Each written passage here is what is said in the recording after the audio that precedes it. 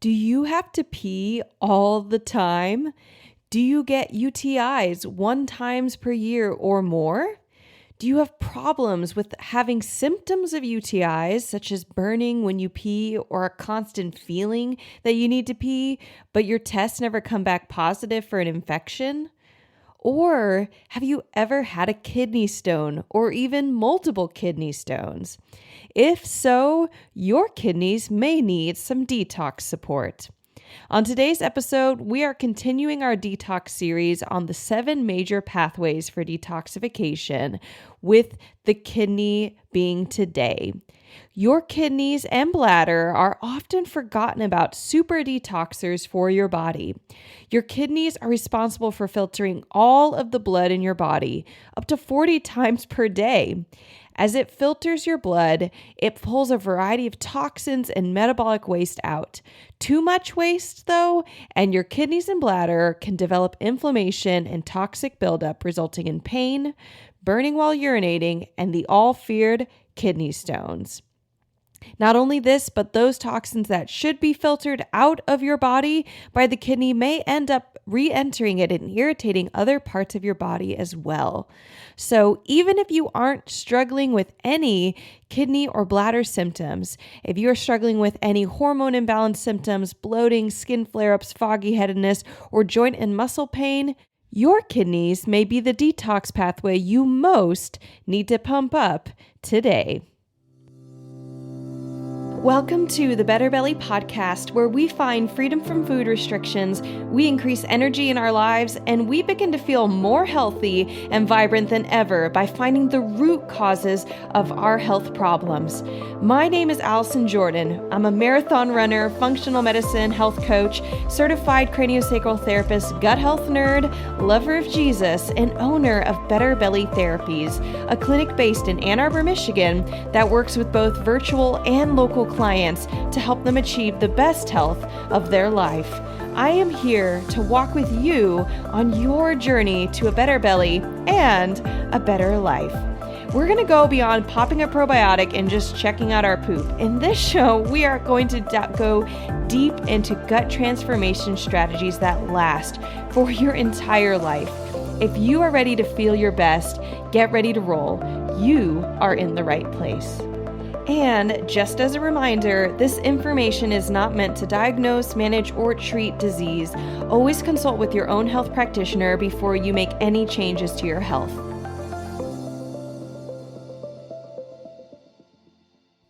All right, guys, we are continuing our detox series today with the kidney. And as a reminder, we are on a series. If you missed the first part of our series, we've had 2 episodes thus far. We have episode 103 and 104, where we covered just some basics in detoxing, detox myths. That's episode 103 and 104. We covered the colon, which is so important to gut health. It gets really talked about a lot. Pooping is so important, and yet I cover a lot of myths there on the causes of constipation and diarrhea, what you can really do to actually detox, what your colon might be telling you about your health and the amount of toxicity you have in your body, and honestly what you can do about it. That is what these episodes are really focused on, is helping you think through, A, do you have a problem with that detox pathway that we're talking about that day in today's kidney? And then B, if you do have the signs of having problems with that detox pathway, what can you specifically do about it? And what are some of the pitfalls that you might even run into if you were to try and detox it?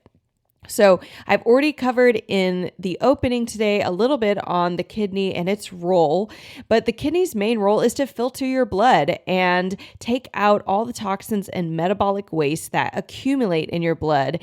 Your blood is circulating all throughout your body to your skin and to your brain and to your organs, your liver, your colon, your stomach, your muscles, and it's dropping off nutrients and then picking up just like a nice little, UPS system, parcel movement. It's picking up all these toxins that a cell says, hey, I ate the food you gave to me and here's these toxins, right? Or sometimes I might say, if it's your stomach or if it's your small intestine, it says, I have this pathogen inside me and here's these toxins that I'm being given, and it dumps into the blood.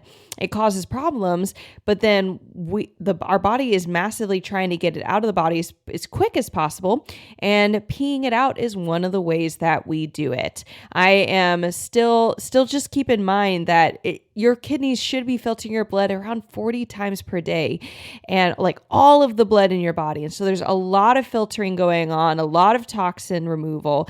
And if there's any problems with too many toxins coming into contact with the kidney, or the kidney being sluggish and not filtering toxins very well, you're going to have an increase in symptoms right away. So some symptoms of a clogged pathway for the kidney, I'm going to start with just the symptoms that are related to the urinary tract. So anything kidney or bladder related. Interstitial cystitis is a symptom of a clogged kidney pathway. Painful urination, painful or inflamed bladder. Just even without urinating, if your bladder, it feels like it's on fire. Kidney stones, repeated UTIs, that's urinary tract infections where there's some type of infection, often yeast-based or sometimes bacteria-based, that causes the tract of where your ureter and your urethra to get infected. And then you can, maybe if you get UTIs every period, that's another big sign or symptom that there's toxicity in the body and that your kidney pathway, detox pathway, is clogged. And then just peeing frequently in general can be a big sign of having a clogged kidney pathway. But then we have a whole bunch of other symptoms that are not GI, or not, at least they're not specific to urination, to the urination pathway, that are common with clogged kidney pathways. So if you're wondering, do my kidneys need a little extra love and support? Well, you want to ask yourself, do you get muscle and joint pain that's unexplained? Or even specifically, have you been diagnosed with fibromyalgia? Or do you feel like you have fibromyalgia-like symptoms?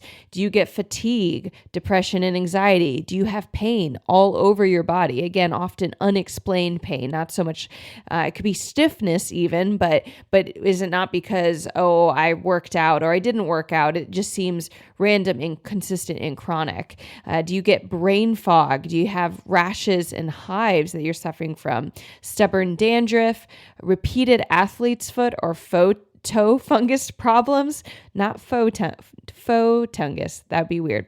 Toe fungus problems. If you get athlete's foot or toe fungus one time per year or more, that can be pointing to a problem that's going to be connected to the kidneys as a detox pathway. Gas and bloating and insomnia. All of these are going to be connected with toxicity that is linked to the kidney detox pathway being somehow clogged or dysfunctional or overburdened. Too many toxins coming into the kidney pathway. Now, as we talked about in episode 1, and we covered slightly in episode 2, there's mainly 2 causes of clogged detox pathways. And that is, 1, increased sources of inflammation. So an increased number of things coming at the kidney that the kidney is needing to filter, or decreased ability to detox. So maybe you have a normal amount of toxins coming at the kidney, but then the kidney itself and the bladder has a decreased functionality where it's not able to filter those toxins out as well for one reason or another.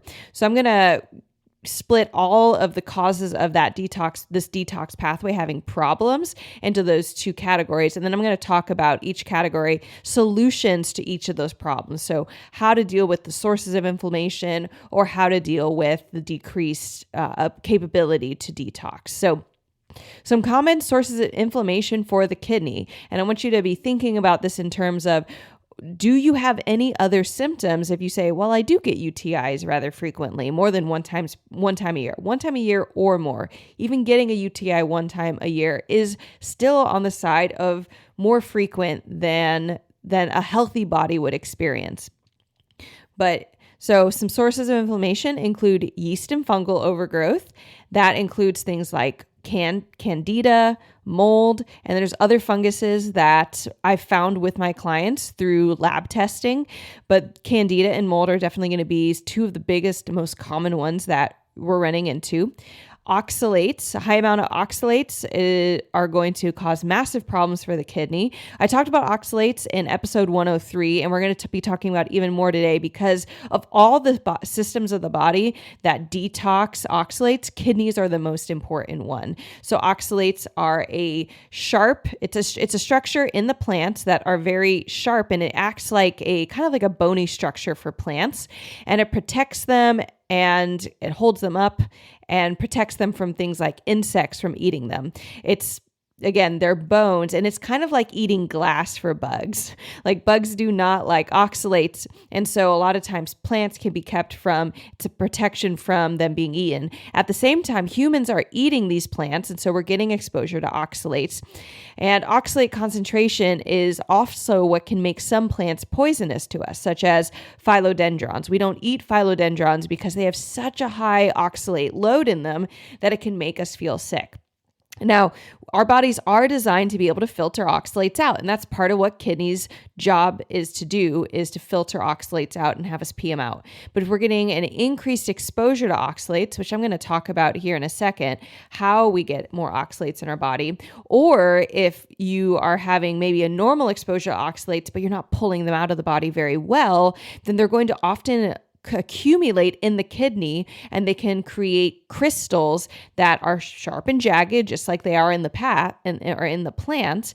And that will cause kidney stones. It can cause pain in our muscles and our joints and even our skin, because these oxalates, if they're not being filtered by the kidney, they'll end up recirculating in your blood to all parts of your body and they will cause problems. They'll accumulate, they'll recrystallize in your body. And this is often a huge base factor in fibromyalgia. Anytime I've had a client with fibromyalgia, and this is something that functional health practitioners are finding more and more, is that we are finding if somebody has been diagnosed with fibromyalgia or even has fibromyalgia-like pain, so pain that we can't find a cause for visibly. There's no, injury to the tissue. There's no problems that a PT or an X-ray or anybody can figure out, well, why is this person having pain? A lot of times there's oxalate problems going on, and oxalates is something that doctors are not really looking for, at least in conventional medicine, very often these days. But oxalates are something that functional health practitioners are looking at more and more when it comes to ghost pain that seems to have no source. But again, oxalates are incredibly natural. They're not inherently toxic, but humans are meant to deal with them in certain quantities. And we also need to be able to detox them at a certain rate because of that. So oxalates can be a huge source of inflammation and problems for kidneys. Another thing that can be a source of inflammation that will end up causing problems for the kidney is leaky gut.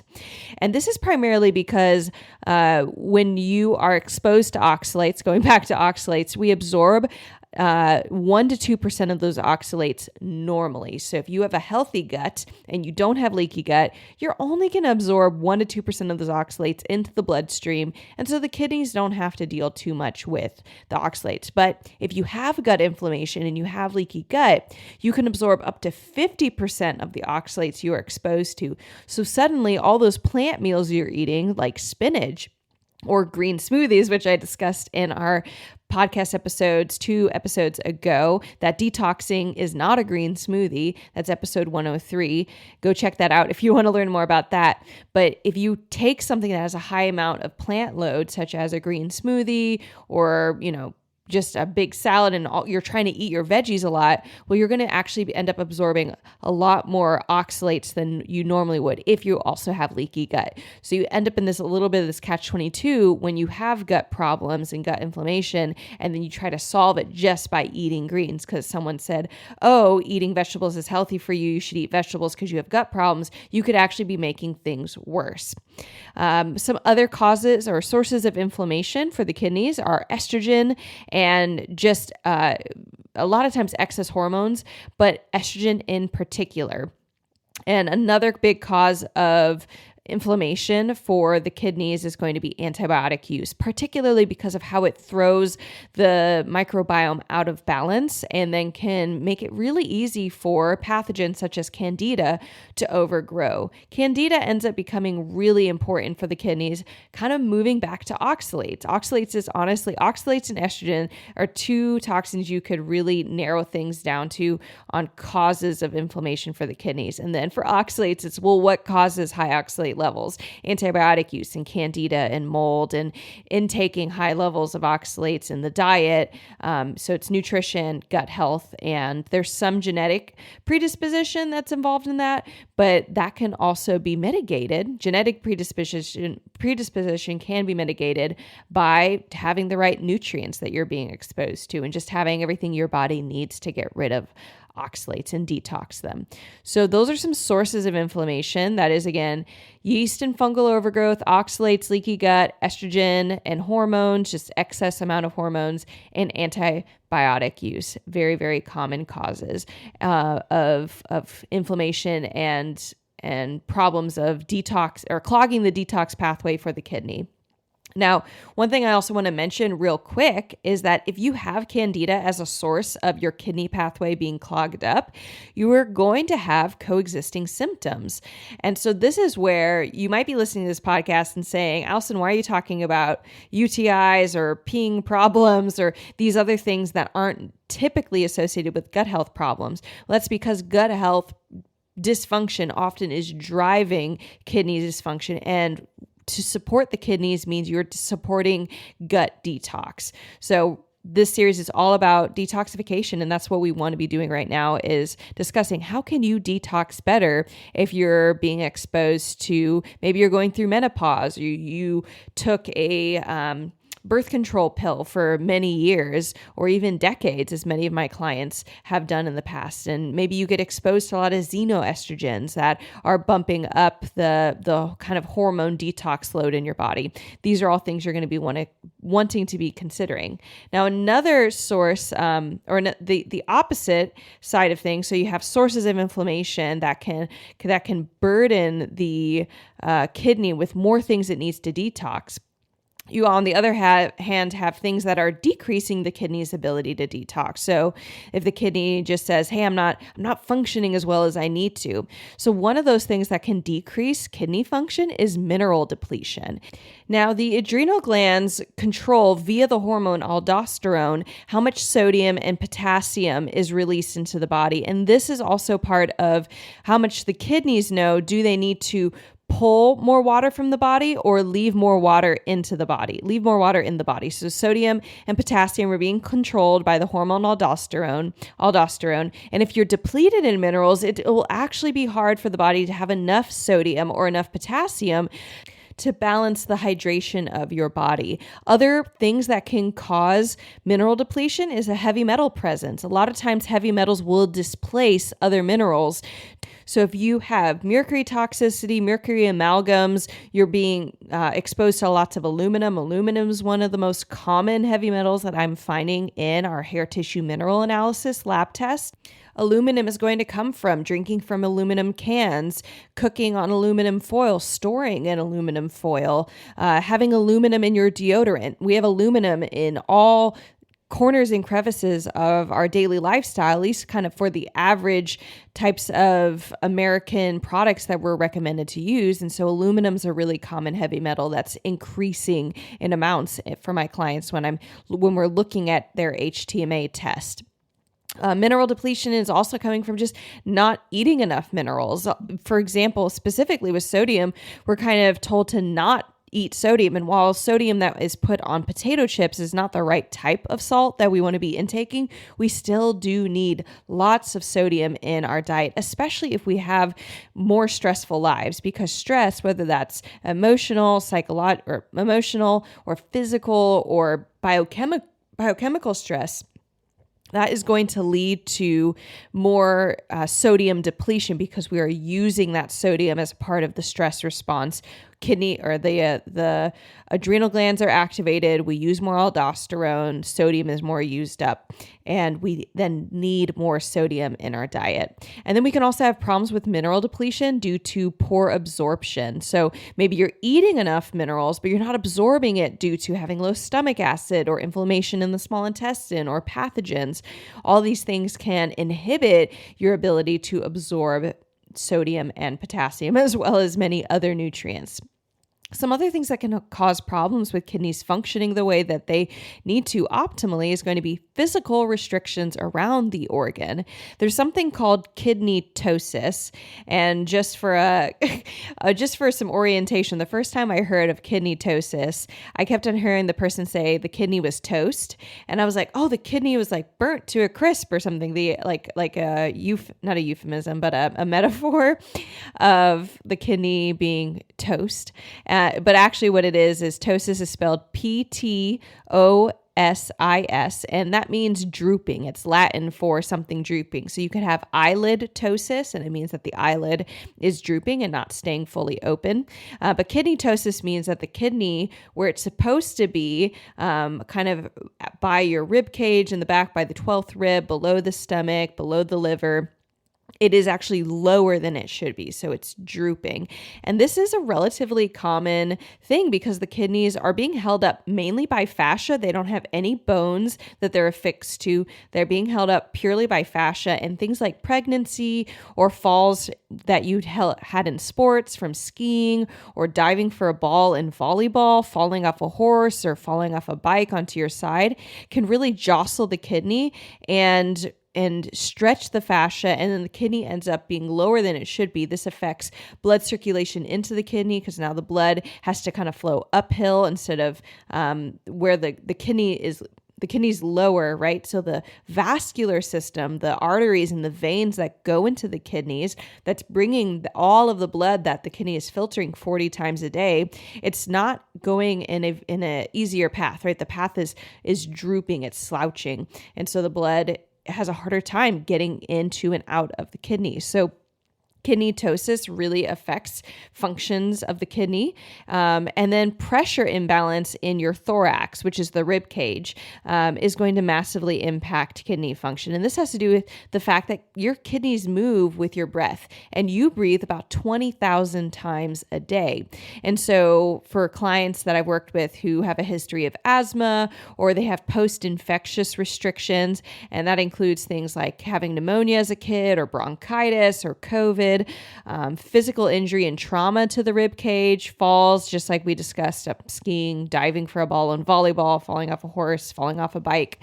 All those things can create restrictions. Falling out of a tree, by the way, I'm going to mention, because all these things that I've said here, I've had clients, we were able to trace back their kidney ptosis and their decreased kidney function back to that, back to some type of pneumonia, bronchitis, COVID, injury, trauma, fall, and pregnancy. All of those things have caused my clients to have kidney problems. When I say kidney problems, I'm also not talking about something that a conventional doctor would say, oh, you have a problem, right? It's not going to come up on an x-ray. Although kidney ptosis can be seen on x-rays, doctors don't typically consider it important. They're like, oh, it's just lower, but it's not a big deal. And that's just really not true. Kidneys were placed in your body at a certain level for a reason. And we can actually do things to help get those kidneys back to where they're supposed to be if they are drooping, as we're saying. But if you want to listen to more on how the pressure balance in your thorax and abdomen are important, and how breathing and good breathing function affects digestion and gut health and even kidney health, I would highly recommend you check out episode 46, the gut-breath connection. And I talk more about all of that in that episode. Really phenomenal episode.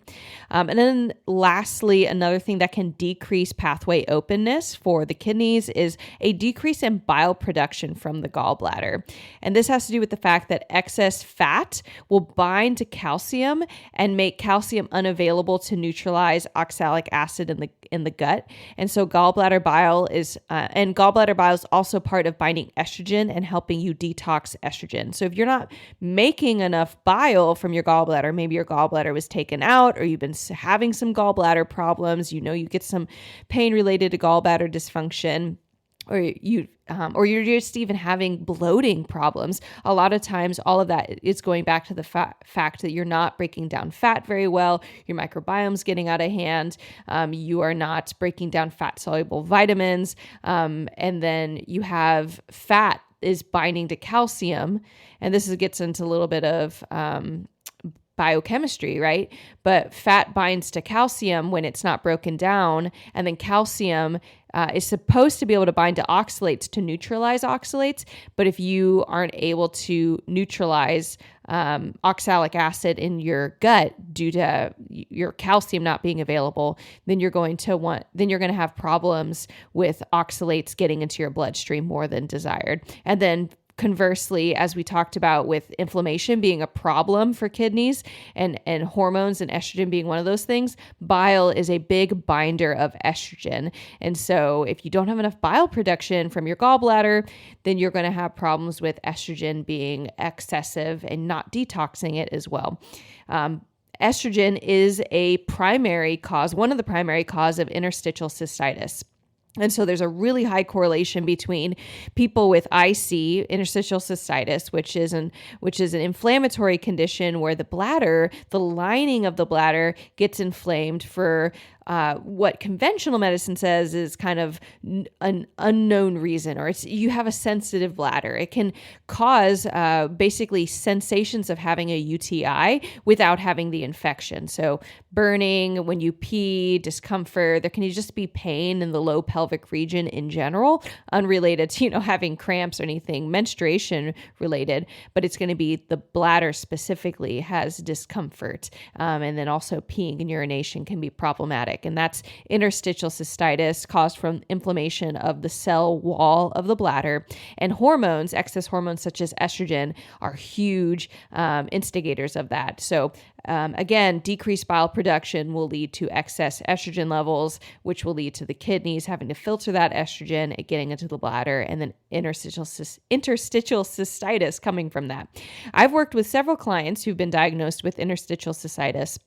And it's been phenomenal because they'll go from having flare-ups of their IC multiple times a year or even once a month with their period or things like that. They'll go from their IC basically ruling their life multiple times a year or once a month to not having any IC flare-ups for a year or two because we're able to get control of their estrogen levels and help them detox their hormones and get rid of any candida or other oxalate problems that are also irritating the bladder. So interstitial cystitis, while it just means you do have a more sensitive bladder, all you have to do is deal with the toxins that are aggravating the bladder lining, and suddenly the IC will go away significantly. So that actually kind of walks us into the solution. So if you're having problems with sources of inflammation, if you're having problems with decreased detox capability of your kidneys, what can you do about it? Well, there's different things you would do for different sources of problems. Number one, if it's a yeast or fungal overgrowth, the first thing you're going to want to do is do a test. So in our clinic, we use something called the organic acid test or the OAT test, and it's a urine test done at home, and it tests for signs of candida, mold. It actually tests for the oxalate levels in your body, as well as a whole other all sorts of organic acids. They're broken down small biochemical bits of other things in your body that can tell us what's your fat breakdown like, what's your nutrient status like, do you have enough B vitamins in your body? What's your Krebs cycle like? Are you managing your energy well in your body? It's a phenomenal test. And of course it's a urine test, which is part of why it's testing your kidney, what your kidneys are having to filter. Anything that is a urine test is saying this is what the kidney is filtering, what's being deposited into the bladder, and what's coming out of your body. So it's a phenomenal test if you have any symptoms related to the kidney that I would highly recommend, let alone gut symptoms and things like that, because the kidneys are filtering all of these toxins that are coming from other places in the body. They're being collected in the kidney and then in the bladder and being peed out, right? So for yeast and fungal growth, you'll first want to do a test to confirm if you have that. This urine test, by the way, is much better than a stool test. Stool tests are often done at hospitals if you're going to get a pathogen test for, do you have a gut pathogen? It's often going to be a stool test. And if it is a stool tests are not the best test for things like candida. You have to have a lot of candida for it to show up on a stool test. And urine tests are much better. They're much more sensitive. They will find smaller amounts of mold, smaller amounts of candida, and confirm that you do need to do something about that. And for any yeast and fungal overgrowth, once you can confirm that that is a problem for you, if you have candida or you have mold, you're going to want to stop eating collagen supplements. And this is because mold will directly convert collagen into more oxalates, and then candida will indirectly convert collagen into more oxalates. So both of those, even if you're not eating oxalates directly, if you're drinking bone broth or taking collagen supplements, because again, it's quote unquote healthy for you, and it is, unless you have a mold or candida problem, or honestly, any type of fungal overgrowth is typically going to cause problems with converting collagen into excess amount of oxalates. Now, quick side note, eating meat is okay. There is collagen in meat, but there's a lot more collagen in, for example, bones, which is why bone broth is very different than chicken broth. So chicken broth in general is fine if you're having a collagen breakdown problem that's being turned into oxalates due to having candida or mold in your body. But if you do have confirmed candida and mold, getting rid of excess collagen is going to be super helpful. If you are suspicious and you're listening to this and you're like, I think I might have a kidney thing going on, I might have excess oxalates in my body, you could just stop your collagen supplements and see if that at all helps your symptoms. It's typically not going to be enough to get rid of all your symptoms, but it could reduce the severity. Again, because if you are having oxalate problems, you want to make sure where are these problems coming from. Diet is typically not the only problem for people when it's a chronic problem. But diet will make things worse. It will exacerbate an oxalate problem. Now, when we're getting to oxalates, so first we talked about fungus and mold overgrowths in the body. You want to deal with that on its own. You want to, in our clinic, we work with pharmaceutical grade supplements to help get rid of those at a safe rate. So it's not too fast, not too slow. And we don't have to use antibiotics and completely obliterate the microbiome. So doing that will then help get rid of those things, so that those pathogens, so that you're no longer getting these excess oxalates every time they have a metabolic function. Because and by metabolic function, I mean every time they eat something and then break it down, they're making some of that into oxalates. Now, oxalates on their own, let's say you do an organic acid test and you come back and your oxalates are high. You're like, yep, oxalates are high. This is probably a huge source of your fibromyalgia-like pain and your kidney stones or your joint and muscle pain or your all these different things we're talking about here, the IC, UTIs, or at least it'll be pain that is similar to a UTI without an infection, will be caused by an oxalate. Some of the things you can do to help oxalates is reduce oxalate intake. So oxalates, as previously discussed, come from plants. And so a lot of times if you are, for example, vegan or vegetarian and you're eating lots and lots and lots of plants, eating some meat will give you some sources of protein and calories and even fat without needing to expose yourself to oxalates. You could also consider a low oxalate diet, which there's things other than meat that you can eat that are lower in oxalates. And that's something, I have a resource for you from a oxalate expert named Sally Norton. She has a website, sallyknorton.com, and she has a whole bunch of low oxalate recipes that you could check out if you just want to see what are some things that you could be eating, what have high oxalate. She has a whole list of what high oxalates are. It's more of a list you have to memorize. There's no quick and easy for it. But for example, spinach has a lot of oxalates, but romaine lettuce does not have as many oxalates. So it's not all categories of all certain foods have oxalates, but it really varies.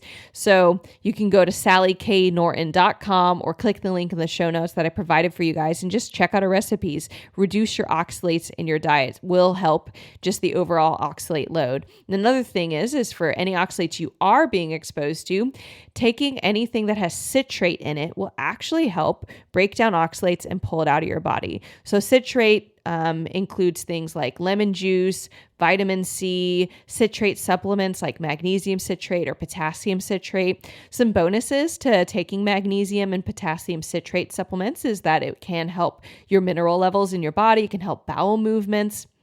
So there's some positive side effects there of taking citrate supports. If you drink lemon juice, it'd be about a cup of lemon juice is the max of what Sally Norton recommends. And if you are starting to detox oxalates, you're going to want to increase it slowly. You can actually feel if you detox oxalates too quickly, they'll come out of your body in a rush and you will have an increase in pain and an increase in symptoms. So it's another good reason that you want to do testing of how many oxalates do you have in your body, really work with somebody to figure out how quickly can you get rid of oxalates in your body at what rate, so you're not doing it too fast or too slow, which is ineffective or not as effective as you'd want it to be to get rid of your symptoms. Let's put it that way.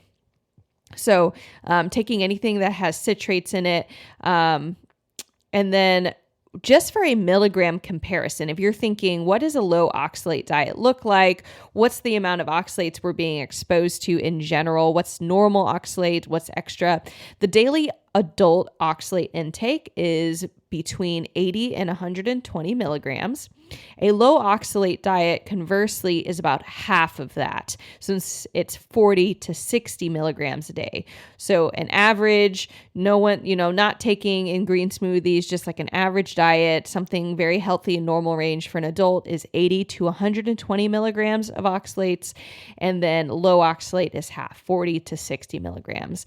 Now, here is some interesting information. A green smoothie that has 2 cups of spinach in it has about 1,500 milligrams of oxalates.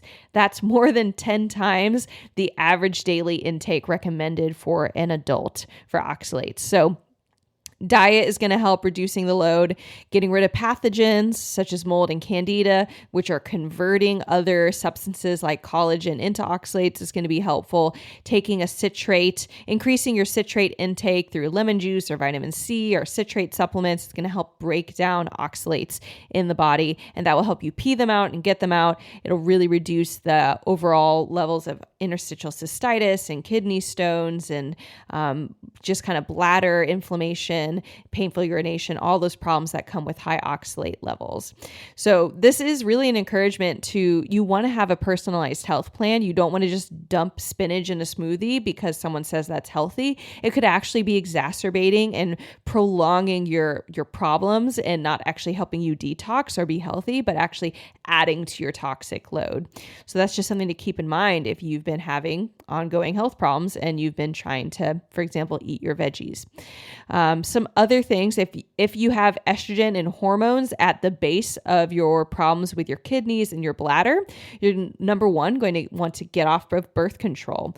And this is something that's very contested or not talked about. Definitely, if you ask a doctor at a hospital, is my birth control hurting me? They will say no. If you even point blank ask them, like, is it causing problems for my interstitial cystitis? Is it causing problems for my kidneys or any of these things? They're just going to say no. I've actually, at least that's what has happened to me. And that's what's happened to my clients as well that I've worked with, because I have plenty of clients who want to work with their doctor in their health along with me. And so they're having conversations with their doctor and they're kind of finding out which doctors that they work with are what each person believes and how they're working with them. But it is more common for conventional doctors to just point blank say birth control is not harmful, where it can be, especially if you're having problems with bladder inflammation and chronic UTIs and kidney stones. You want to reduce exposure to estrogen you want to reduce exposure to xenoestrogens. Xenoestrogens are alien estrogens. They're estrogens that are not your normal biochemical estrogen, but they're synthetic of some sort, and they operate similar. Your body thinks they look like the estrogen hormone in their chemical makeup. And that includes things like something called parabens and phthalates. If you've heard people talk about those are often in personal care products such as shampoo and makeup and hand lotion and anything that's scented. So like candles, you can breathe in these things. So you want to switch to non-toxic versions of all these personal care products. You want to help heal your liver, because liver is your primary detox organ for estrogen. Ideally, you want to be pooping out estrogen, but if your liver isn't functioning right, your estrogen is going to end up being filtered by your kidney. You'll pee it out, and that will cause problems because your bladder, again, is going to inflame with that estrogen coming into the bladder lining.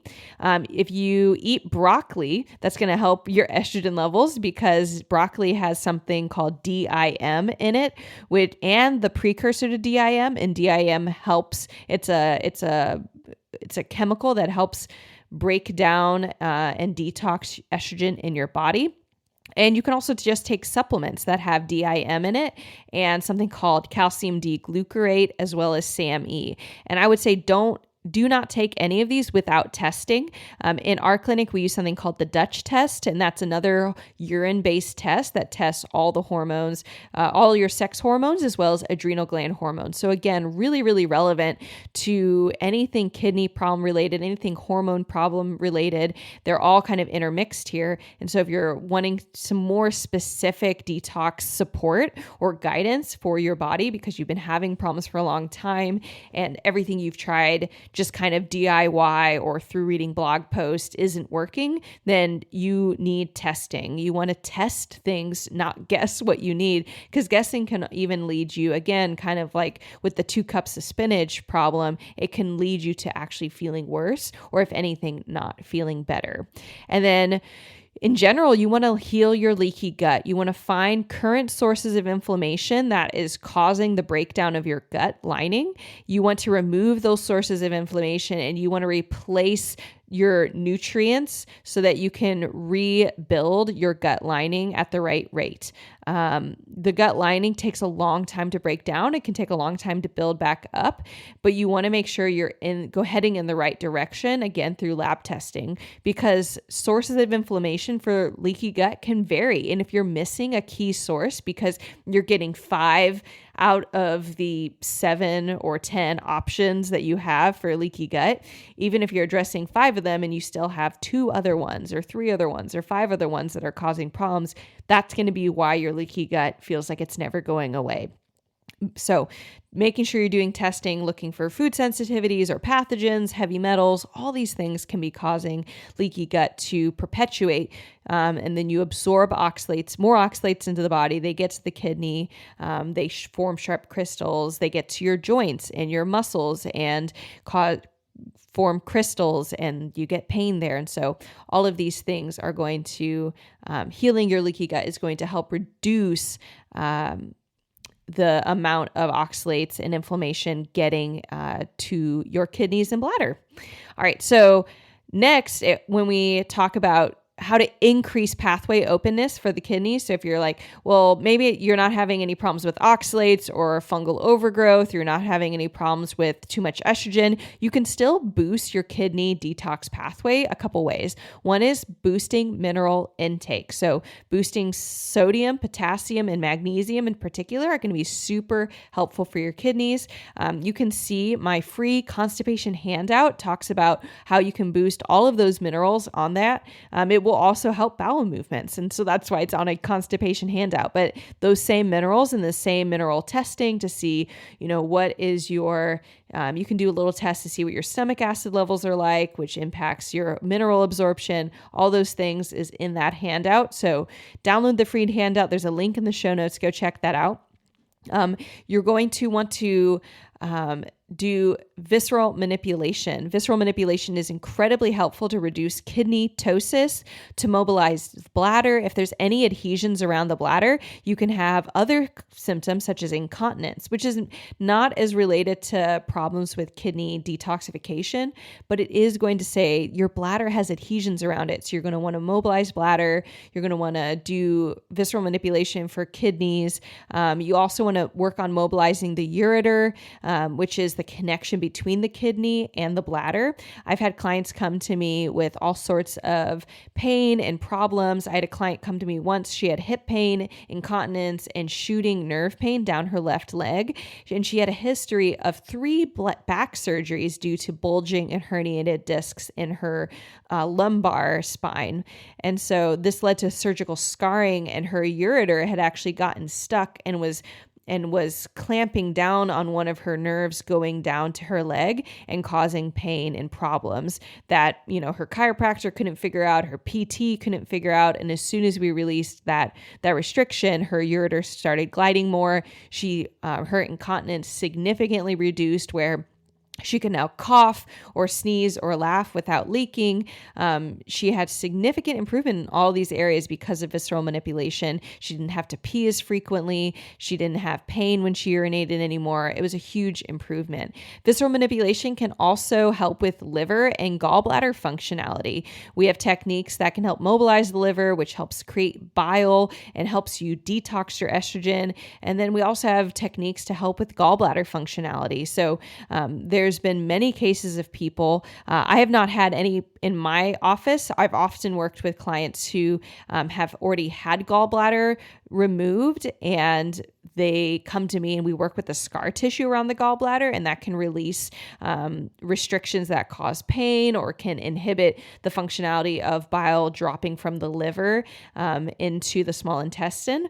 But any type of gallbladder work with visceral manipulation, whether you have a gallbladder and are having problems and are considering getting surgery, there have been cases where surgery has been avoided through visceral manipulation, or you can get visceral manipulation on scar tissue from having a gallbladder removal surgery, and that will also massively improve bile flow and production and quality in your body, so you can bind that estrogen and not have it in your kidneys and bladder.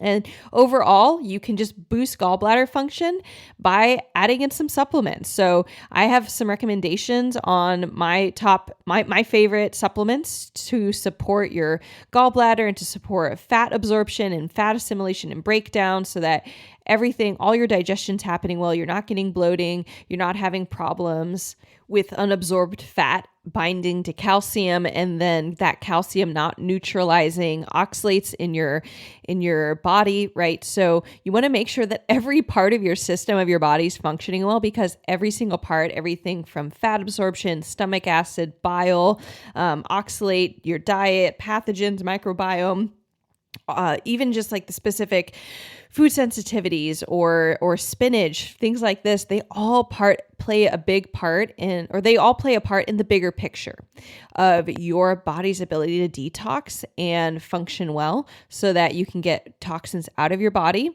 and be clear-headed and not have painful muscles and sleep well through the night, all these different things.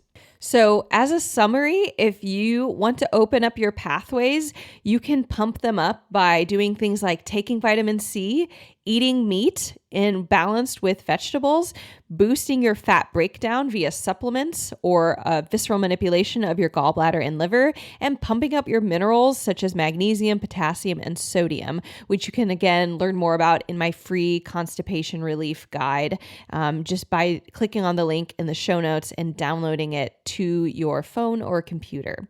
Now, if your pathway isn't open, you can still take those same action steps, but I would also recommend to sign up for our Foundations Program waitlist so that you can find the hidden causes of your kidney problems, your kidney stones, your UTIs, and your interstitial cystitis. No more guessing. Find out what is the problem. Is it oxalates? Is it candida and mold? Is it estrogen problems and hormone imbalance? Find exactly what is going on so you're testing, not guessing, and you get a customized health plan so that you can finally find relief from your symptoms, have energy, have relief from your bloating, all these different things that are all interconnected that we discussed today.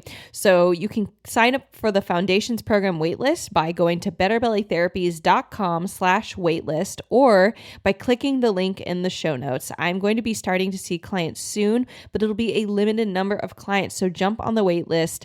I'll be sending out an email and you'll be hearing more about that.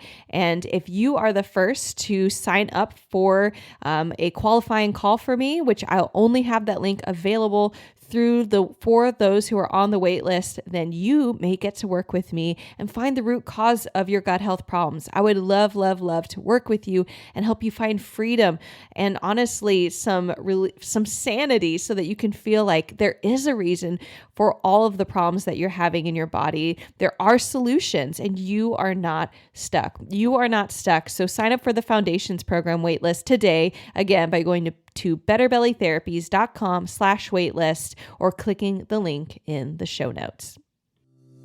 All right, guys. Well, I hope you enjoyed our second episode on our 7 Detox Pathways series. The kidneys. This is so exciting, so fun to just get to dig into all of these pathways together. If you love this episode, we have so much more coming down the line. So subscribe so you never miss a beat.